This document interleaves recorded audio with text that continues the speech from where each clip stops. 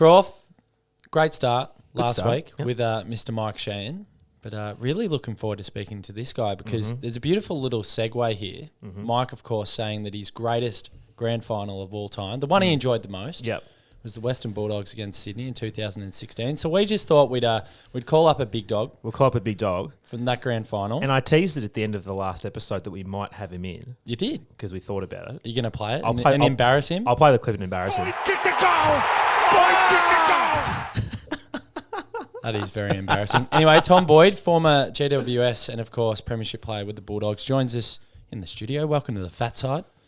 Thanks for having me, guys. Mike must speak nicely about me because we lived in the same street for the last couple of years. So. Really? Yeah, Albert Park neighbours. Okay. So you're like a teacher's pet of Mike's? More like I was the guy avoiding hitting Mike on his bike, riding around like a lunatic in Albert Park all these years. You told me a funny thing upstairs, and I may as well just put it out there. Glenn Manton was here and you're doing a podcast together, which is great, and you're trying to create some content while people bunker down, and a lot of it stems from talking about stories and getting things off your chest and mental health and all of that stuff that is super important to our society, probably more than ever before. But you said upstairs, you're like, I was born in 95, and you're like, the first meeting you had with Glenn Manton, you had no idea who he was. Yeah, thankfully, or maybe not thankfully. Funnily enough, I was walking around this cafe in Footscray where we were meeting, and he must have been 10 minutes late or something. I almost sat down next to 3 different people thinking it was Glenn. I was like, this is going to be a serious meeting, so he'll be in a suit or he'll be stressed up. And I was like, this guy looked at me, he's like, no, that's not me. Not me. And finally, this bloke walks in a white T-shirt with like holes in it and yellow Lakers shorts. That's Glenn. And I'm like, covered in tattoos. And I obviously never Googled him, never knew exactly what he looked like. Why didn't you Google him? I don't like to do it. I think it impacts on my first impressions. Having said that, it would have been nice to know what he looked like so I could at least sort of seek him out middle of the cafe. But he's a terrific guy, amazingly intellectual. Don't judge a book by its cover. It's an ultimate lesson for Glenn's life, I think. Yeah, no. And he's always late. Yeah. He's always late. We've done some work with him as well, and he's always late. Yeah, which is totally fine because he's a pretty laid back individual. Yeah. So there's no issues there, Rob. Yeah. Don't throw him under the bus too much. I won't. Wait till he's on the pod. So what's going on? What's happening in life at the moment, Tom? What are you up to? What are you doing? Oh, probably like everyone else, absolutely nothing right now. Just talking to us idiots. Yeah, that's why I was filling in the Friday afternoon on the pod. Look, I think the last 8 months has been extraordinarily enjoyable for me. I've come out of the game of AFL, 23 years old, starting a new career. Really got engaged in the public speaking space, doing a lot of work in mental health and well-being. Sort of started doing my uni again at Vic Uni, business and management and innovation. Same time, started up playing footy at St. Kevin's, and then as of 10 days ago, work's gone, uni's gone, and footy's gone as well. So, look, we're all trying to find time in our lives to achieve things with all this drama and uncertainty that's going on. And one of the ways that I can do it is probably get a little bit more on the tech side of things so I can still continue to push my message, which is extraordinarily important at this certain time that we find ourselves in. Is public speaking the long-term goal? Is that what you want to stay into, or is it just something that you're enjoying doing at the moment? Good question. We sort of, I think in life we sort of fall into things to a degree. Look, I knew that I wanted to make an impact in the mental health space. It was a really, really big focus for me personally in my career. And likewise, once I'd been through it, I was happy to share it. I thought it was extremely useful for people to hear someone talk about it, particularly someone in the public eye. But then when I finished, I sort of wasn't destined to really just dive straight into it. But people wanted to hear my story. Yep. And quite quickly I found that I was reasonably good at it. I was committed to it and I wanted to learn to get better and enhance my speaking capability. So I think long term, I think it will always be part of my story. Whether that's my whole story or my whole job, who knows? Yep. Who knows? And that's the exciting part, I think, at the moment. Yeah, cool. You're very young though, and that's a great point you make. There's a long way to go on your journey as well. So for the moment, the speaking circuit, I applaud you for doing it. It takes a lot of courage. There probably are no better people to speak to than Mr. Glenn Manton himself when it comes to speaking, because he's a superb exponent of it and he does some great work with children and the disadvantaged youth. When you made the decision to retire from footy, was it a relief? Was it a release for you? Did you feel at ease with the decision? Was there a huge burden off your shoulders, or was it a little bit bittersweet? I think there was a few layers of emotion. Clearly, walking away from a really promising career, or in the eyes of the public at the age of 23, it seems a ridiculous thing to do to retire from AFL footy. Yeah. Yet by the time I got to the end of that period of my life, I was so certain that I had more value outside of the game of AFL. Now, that's not to say that retirement didn't come without its challenges. I certainly had a few weeks there where, much like at the moment, where there was just not that much that was graspable. There wasn't that much routine that I could create. And as much as AFL players grow up very quickly, in some aspects of your life, you don't grow up at all because you've literally lived with someone else's routine and someone else putting you into place for the rememberable part of my life. So I had to learn a lot really quickly. I had to learn how to sell myself. I had to learn how to show how I could be of value to others. And I also had to learn exactly what I wanted to do, which was a great transitional period. Whilst challenging, it was really, really important for me to go through. Lovely words. I enjoyed that. I just want to bring you up on a feature article or a piece that was done, I think, 18 months ago on the Age website. I was just reading it this morning and I've been across your story because I have a story as well. I had mental health issues from about 19 till about 22 and I still have an anxiety disorder and have to run and do all these certain things that make me feel good. And I loved it's a really simple message and I'll even quote it. You said, when I'm not feeling great, it's about let's go and do something enjoyable. Let's take the dog for a walk, go surfing, whatever it may be, just to make yourself feel better.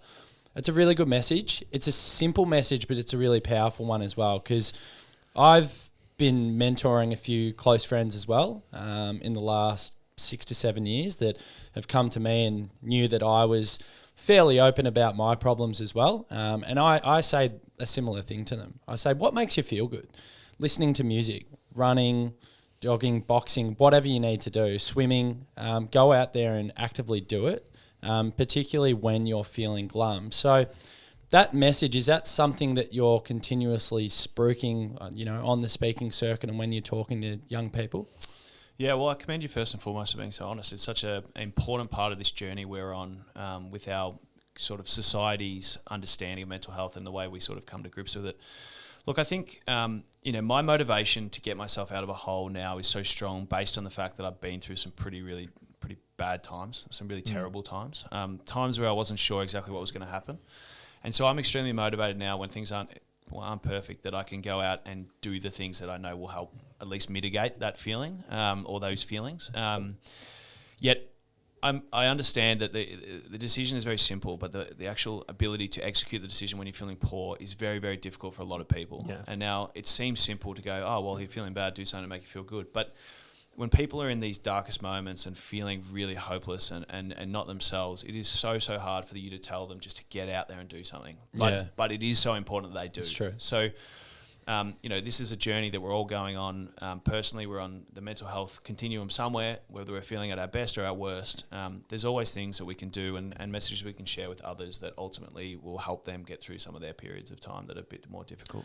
Yeah, it's very important that you are open and have those discussions with people. And you do speak to some people through walks of life and you talk about someone you know who might be going through some things and they don't really understand it. And I think until someone you're close to has gone through a bad way or yourself has gone through a bad way, you might seem distant from it. You might not really understand what's going on. And it's quite easy for people to be quite careless and go, oh, that person's feeling bad. Oh, well, they just need to try harder. They need to put in a bit more effort. But until you've really seen it, it's hard to understand is what I'm trying to say. Yeah, definitely. I mean, it's had such a big impact on my life and I have an enormous respect on the power of it, both positively and negatively, might I add. But I think the thing for people to remember is that, you never really know what someone else's life is like or what they're going through until you actually speak to them and ask them. And even then, they might not be completely open and honest. The message I tend to give to people is no matter who you are, and I'm a good example of that, I probably had ticked every box of things you'd want to achieve by 21, $1 million a year player, AFL, just won a premiership, one of the best players on the day, did all the things and more that people could have dreamed of. Yeah. Yet I was really, really miserable. And every single year, we lose people from the most successful walks of life, whether that be entertainment, or sport, business, whatever it is, based on the fact that they are not feeling like they're valuable within themselves. So it's too strong a subject to ignore, and it is to a degree our responsibility to learn about this stuff. Put some time in. It's not hard. There are resources out there that are really trustworthy to learn about the symptoms, about how it affects people, and just generally what's out there, so you can be better equipped to help the people around you. It's a lovely message, and I think you executed that perfectly. The thing I actually said to a friend a couple of weeks ago when we were out having a beer was, in my friendship group personally, I feel like in the last probably 2-3 years there's been a major shift. I feel like people are just happy to open up now. They're happy to talk about their problems. And it's a beautiful thing, and it's something that I guess I advocate and I endorse all people to, or encourage all people to start thinking about. Like, there is no shame in opening up to people and talking about your problems. And some of the bigger personalities in our friendship group, some of the louder personalities, the extroverts, it's a bit like they're finally starting to creep out of the woodwork and they're starting to talk about their problems. And I'm really proud of that. And I'm really proud of a couple of friends as well that I've been mentoring personally that are now happy to share some of their experiences with, the wider group in our circle. And yeah, it's tough because for me, I felt like it wasn't so long ago that a lot of people in my age demographic just weren't speaking to each other. And the thing about, we'll talk about the AFL, but I think there's been a concerted, measured, significant effort from the AFL, probably, in recent times where they have started to really put this on the agenda. I don't want to blame anyone or criticise anyone because we're just trying to get things off our chest here, but there was a period of time where I just didn't think they were doing enough. And for the vehicle that they are and the promotional channels that they've got to deliver messages to the community, it used to piss me off, but I really think they've started to take it upon themselves to, try and champion the message. Do you think during your career there was enough support, there were enough services for players at the time, or do you think there's been a significant spike just recently? I think it's probably on a club-by-club basis. Look, I think the noises that the AFL are making at the moment, which you're probably referring to, is the hiring of a proper wellbeing committee within the AFL industry. And, it's yet to be seen exactly the impact that they're going to have. But I think it has to start there. It has to be an industry policy design thing that is going to be implemented across the board. And that's the only way we're going to see significant improvement across the whole industry. Now, with regards to the Western Bulldogs, I was extraordinarily lucky to have a resource like Lisa Stevens, who is my psychologist even till this day, and she has been enormously supportive of me and also all the players and staff at the Western Bulldogs. And I think our proximity to her and our ability to have someone readily available is a massive part of players being able to be open and honest, and her being able to sort of see the changes in our own persona and all that sort of stuff makes it much easier. Now, within society, that's a massive challenge because trying to find the right resource can be challenging. Definitely. Can be a difficult sort of situation where you go through a few different psychologists or psychiatrists, doctor sends you one way, and I have great sympathy for that. It certainly makes the whole system have some issues. I think that they need to ultimately look at in the future. Looking to your own career, you were a number one draft pick. Did you feel additional pressure knowing that you were the number one of your year, like the guys who were in your class, if you will, your cohort, looking at you going, he's the number one. Do you feel any extra pressure at that time? It certainly felt a lot of pressure. Whether that's tangible in terms of the comparison between you or your cohort is it's still up in the air, I suppose. Yeah. Yet I would say that since I've been removed, it is so very obvious that number one draft picks get so much more pressure. I don't think it's an argument within the industry. And the remarkable thing that the difference between 1 and 2 is, again, it's an exorbitant difference in terms of the attention they get. It means nothing, yeah.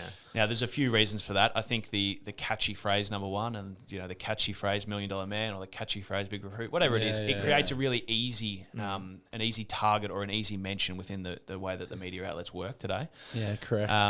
But certainly, I think we need to understand that footballers in general, draft picks in general, whoever they are, number one picks in general, they're just young kids. Oh, yeah. In the biggest transitional period of their lives, we're going from coddled babies from school to men growing up in the spotlight under the scrutiny where, when all of us grew up, we're allowed to make mistakes and forget about it. Yeah. These guys are living in permanent society where everything they do is being judged, written about, and ultimately thrown back in their face at a later date. So I think our general care for these people needs to improve. I totally agree. And look, I've got to put my hand up. I'm culpable. Yes. There are a few Melbourne players. I'm a passionate Melbourne fan. A few Melbourne players that I've probably been. Jack Watts. Yep, I've been too harsh on over the journey, and you make a really, really good point there that we can get away with a lot. Like I've made many a mistake. Yeah. I'm pretty sure, Rob, you've made a few mistakes. Plenty. Along the way. Probably made some this morning, and I'll probably make one on the way home. Yeah, exactly. But the reality is, you're right. We're not going to be criticised for some of the little boo-boos that we make, whereas it gets absolutely magnified in the public eye if you're a footballer. It's extremely harsh. When you boil it down, like you said there, 18, 19-year-old, pick one or pick two, whatever, top 10 pick. The money factor comes into play as well, which kind of annoys me at times. I'm not a big fan of that, the way that people use the money thing as a factor. But the reality is, I guess it's a ruthless caper. People and fans feel like they have an opinion, having a right to an opinion, but what they probably don't have a right to is to hang people out to dry. Derogatory terms used to describe players, all those types of things. We're all guilty of it. We're all part of the problem. So how do you stop that? How do you stop social media, or how do you stop fans from acting the way they do on social media when it's completely deregulated? Well, you can't, and that's part of it. Look, I think with people who have a responsibility to report the news and report sport, and the passion that's in the industry, particularly within the AFL, is enormous. But there is a difference between criticising the player and criticising the person, and there have been concerted efforts, whether that be against coaches. Jack's a really good example, where media outlets have blatantly gone after him over and over and over again, and basically tried to beat him down, with no real reason why. Now, just because he's number one, or I was number one, or whatever, there is a line between this guy's not living up to his expectation and this guy is a failure and he's a detriment to his club. And there's a clear line for me there. Yeah. And I would never criticise media outlets for reporting that or their opinion, but when it becomes a concerted effort to continuously report on it for no apparent reason, it seems irresponsible to me. Yeah, no, fair play. Should we go to the grand final, Croft? I got one more question before we get to the granny. Obviously started at the Giants, which was, they're in their formative years at the time. They were still trying to figure things out. A lot of players came in, a lot of players came out. Tell me about your transition from the Giants, this new little club that spawned out of nowhere, to one of the old Victorian clubs in the Western Bulldogs. What was that transition like, going from, I'll basically say it, to a real football club, one that everyone really knows? What was that move like? Yeah, well, certainly not critical of the Giants at all. I mean, they were, again, formative years. They were building the machine around us as it was going along. I mean, when I first got there, I was training in the Athletic Centre underground down the road in Sydney Olympic Park. And by the end of Christmas, we moved up to their new beautiful facilities up there at Tom Mills Oval. I think it was called at the time. So, look, there was some challenges they were facing logistically, but no doubt there was a stark contrast. Now, if you just consider the makeup of their list at the time, 20, 25 first-round picks to an actual old, regulated, hierarchical club that had, Bob Murphy, Dale Morris, guys who were 35 years old, or probably 33 at the time. I shouldn't say that shot. Sorry, Bob. All the way down to Marcus Bontempelli, future captain of the club at the time. There was a natural order of progression, and I think that was a really important distinction for me to make. Is that good? Is that good as a young player, knowing there's hierarchy, or when you're amongst your cohort, everyone's young? Did you enjoy that more? No. I think I enjoyed the hierarchy more, and there's a couple of reasons why. The first would be that there is a natural maturation process that happens in life. Like when you're 20, you don't know what you're doing, and when I'm 24, in 5 years, I'm going to say I don't know what I'm doing. I'm 30 and I still don't know what I'm doing. Bob was 37. I've got a bit of time then. Yeah. But the fact that there are adults in the group is really, really important. Yeah. Now, there was a few at the Giants, but generally there was a huge flat structure at the bottom where everyone was the same age. And when you have the natural progression and the natural order of things, you get a clear rung that you need to climb, which I think is really healthy because it gives you a natural competitiveness. But it's like as soon as you get too big for yourself or you get out of hand, someone who's a bit older goes, pipe down, mate. Yes. Just, important. Do your time. I like that. Yeah. That's a good little reference point because later on when we wrap up, we've got it's a weird little segment that you've created. Yeah, I like to bring some strange segments to the table on this podcast. Anyway, I've got one for you. Crowd. Yeah, we'll save it for the end. It's odd. We'll get to it.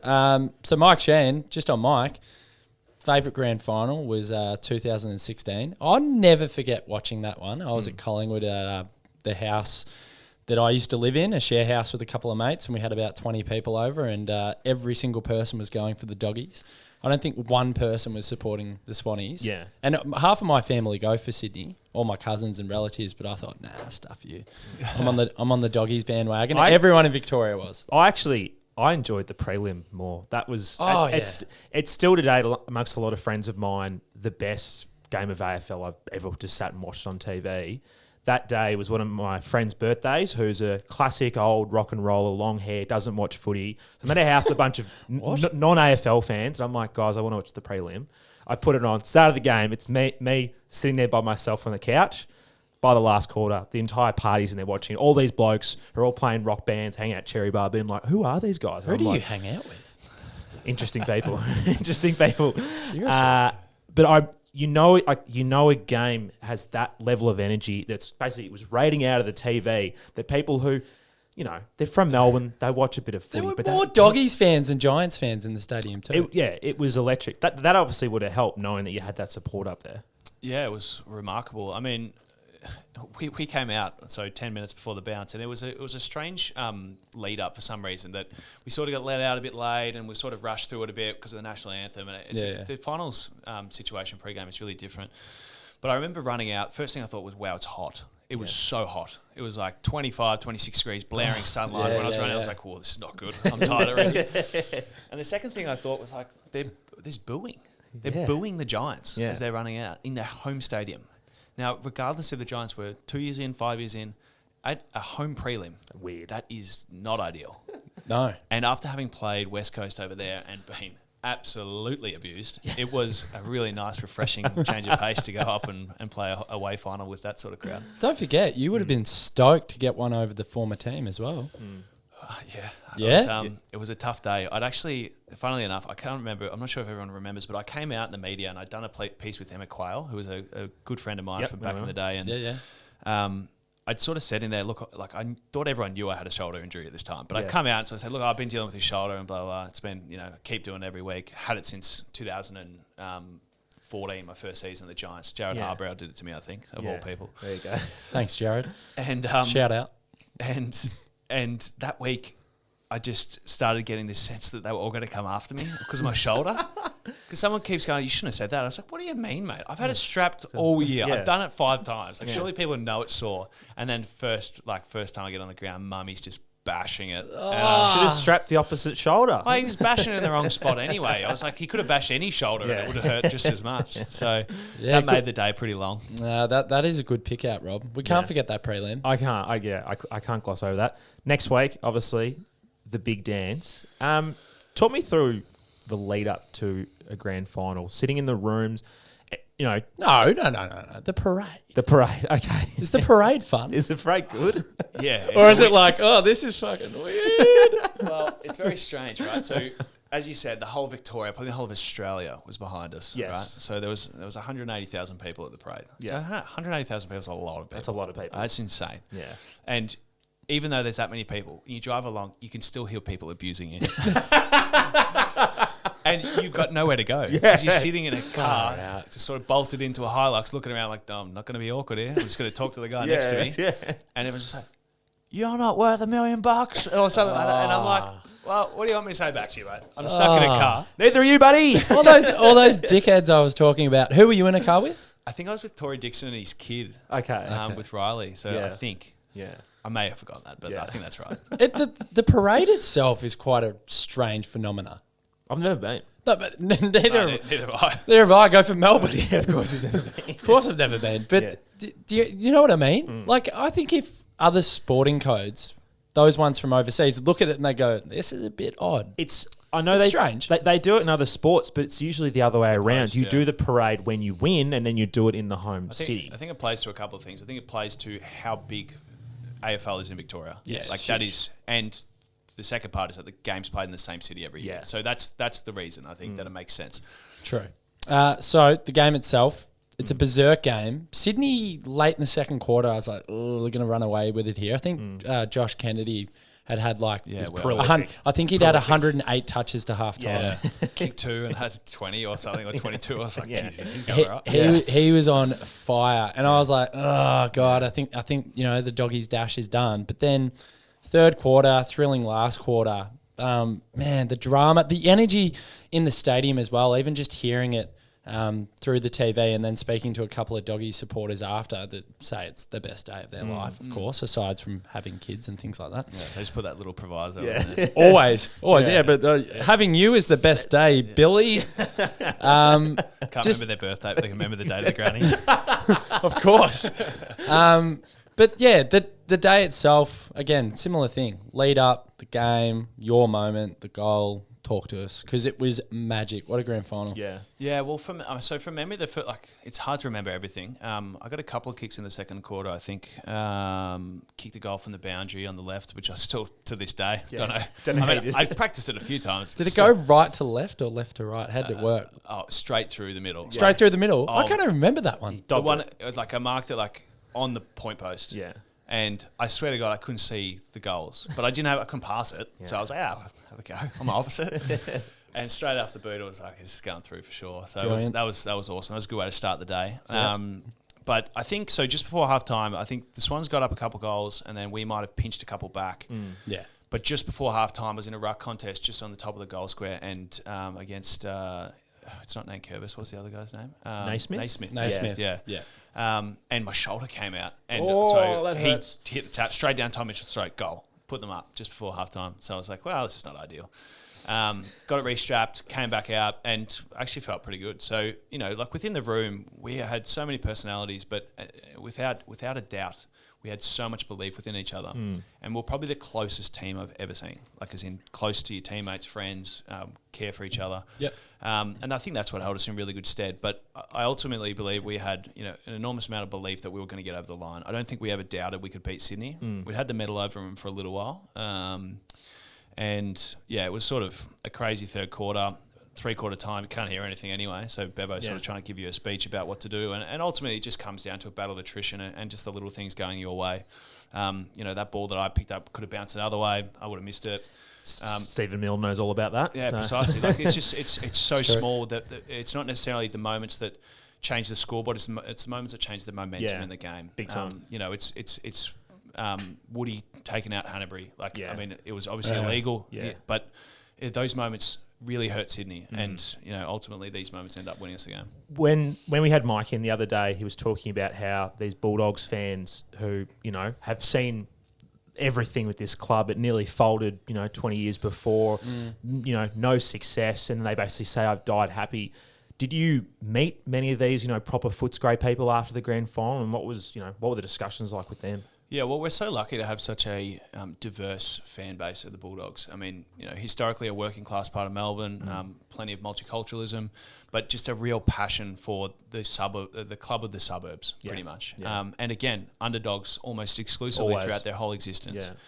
And I think the fact that we could get up that year and become, basically break a 62-year drought, obviously so many years since we won a premiership, and really rewrite the story a little bit of the club is so important to many people, and that's why there was so much support. But I still do get the odd occasion where I run into Dolores, the 80-year-old grandma, who comes up to me and says, "Oh, thank you, Tom. Thank you so much. I'm so glad I got to see that before I died." Yeah, and it seems comical, but it is one of the most humbling experiences that you could have provided a moment in someone's life that they will remember forever. Yeah, that's the beauty of sport.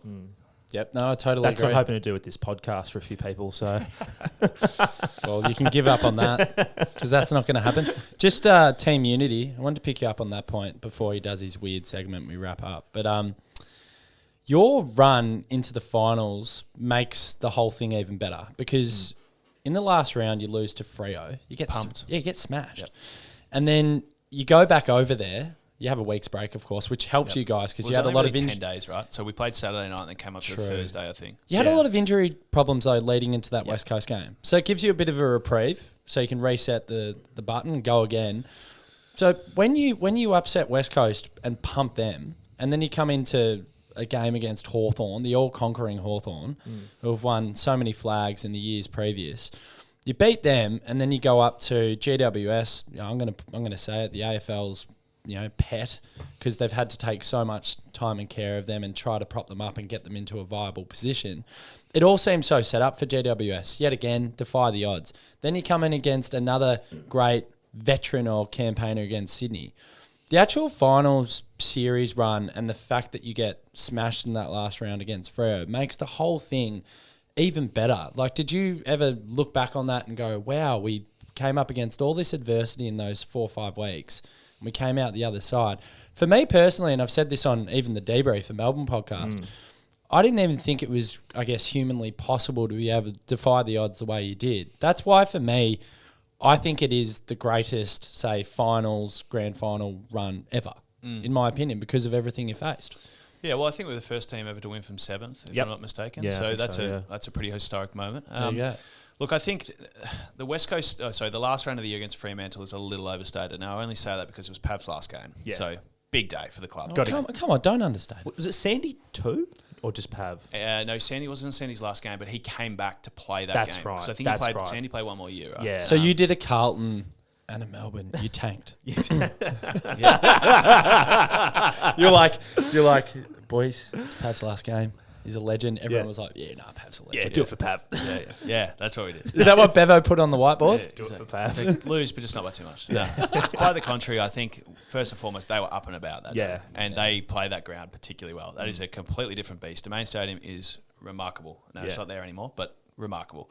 The other thing was that we had 5 guys miss that game. So I think, if my memory serves me correct, Liberatore, McRae, Easton Wood, if he played underdone. And there was 2 others that came back in for the first final.